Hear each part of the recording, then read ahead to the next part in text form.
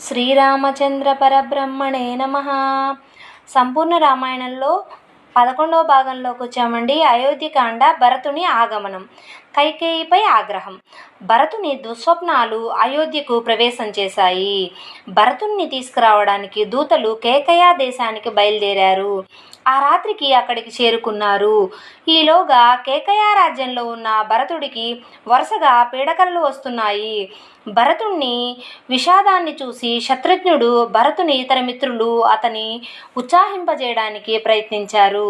కానీ వారి హాస్యవచనాలు భరతుణ్ణి వినోదింపజేయలేకపోయాయి.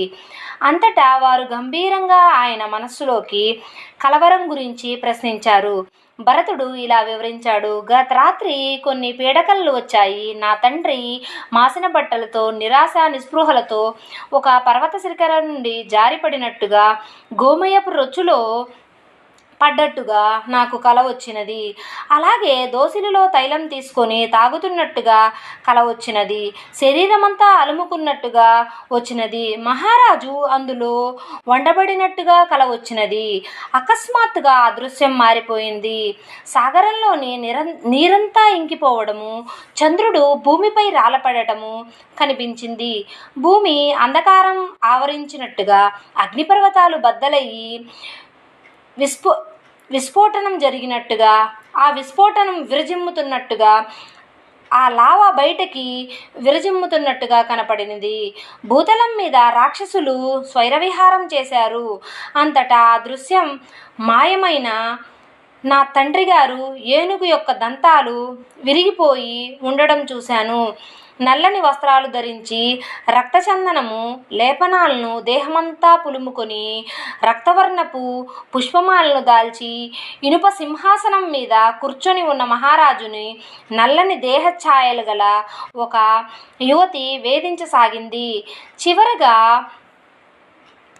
చివరగా యమకింకర్లు లాగుతున్నట్టుగా రథంపై నా తండ్రి అతివేగంగా దక్షిణ దిశకు వెళ్తున్నట్టుగా ఆ భయానకమైన పీడకలను చూసి నా తండ్రి గారు, నా సోదరుల్లో ఒకరు గాని నేను గాని మరణించటము తథ్యమని అభిప్రాయం వచ్చాను. ఇప్పటికీ ఎందుకో గాని నా హృదయము నిరంతరం భయంగా ఉంది. నా గొంతు బొంగురుపోయింది. నా శరీర ఛాయ తన కాంతిని కోల్పోయింది. నా మనస్సు గిర్రున తిరుగుతోంది. కారణమేమీ కనిపించకుండానే నాకెందుకో సిగ్గు, ద్వేషం కలుగుతున్నాయి. నిజంగా ఆలోచిస్తున్న కొద్దీ ఈ పీడకల రానున్నది ఏదో గొప్ప కీడును సూచిస్తున్నట్లుగా నాకు నమ్మకము బలపడుతున్నది. భరతుడు మాట్లాడుతుండగా అయోధ్య నుంచి వచ్చి దూతలు గదిలోనికి ప్రవేశించారు. ప్రణామాలు చేసి మీదట, ఓ మహారాజా, వశిష్ఠుడు నిన్ను అయోధ్యకు రమ్మన్నారు. అక్కడ అత్యవసరం నీ ఉపస్థితి కావలసి ఉంది అన్న సందేశాన్ని చెప్పాడు. భరతుడు తన తల్లిదండ్రులు యోగక్షేమాల గురించి వారి ప్రశ్నలను అంతగా బాగా అడిగాడు.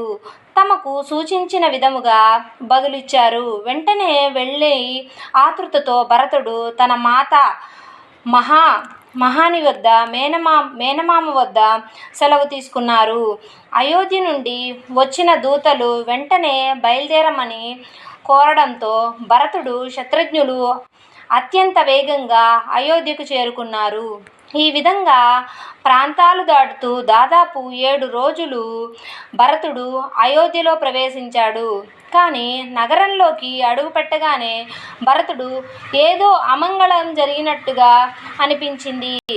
వీధులు వెలవెలబోతున్నాయి. ప్రజలు కన్నీళ్లతో ఉన్నారు. కైకేయి గర్వంగా ఉంది. భరతుడు నేరుగా తండ్రిని చూడడానికి వెళ్తే అక్కడ ఆయన లేరు. అప్పుడు కైకేయి మందిరానికి వెళ్ళాడు.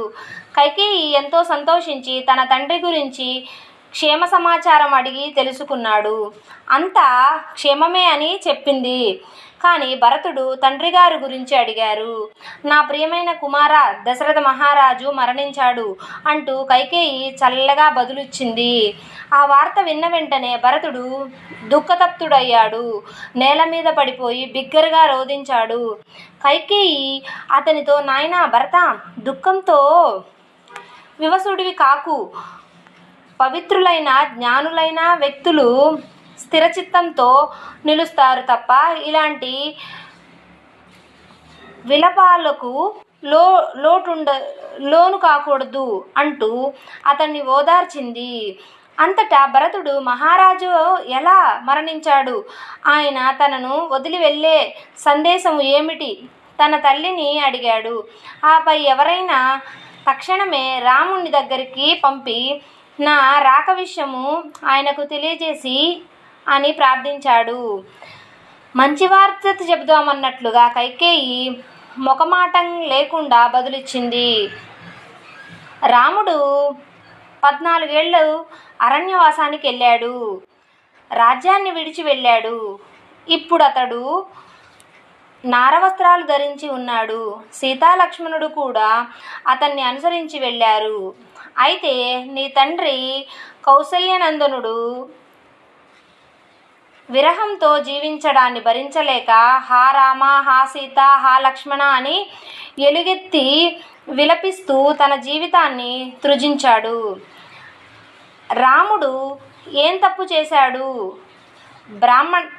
బ్రాహ్మణ హత్య వంటి మహాపరాధం చేస్తేనే అంత తీవ్ర శిక్ష వదిలేస్తారు కదా అని అడిగాడు. విషయం చాలా చాలా చక్కగా నీకోసం అంత గొప్ప పని చేశాడు అన్నట్టు చెప్పింది. కైకేయి ఆమె చెప్పిన మాటలకు విని భరతుడు పిడుగు తగిలినట్లుగా కూలిపోయాడు. కైకేయిపై భరతుని ఆగ్రహం. తన తల్లి చేసిన కుతంత్రాన్ని తెలుసుకున్న భరతుడు ఉగ్రుడయ్యాడు.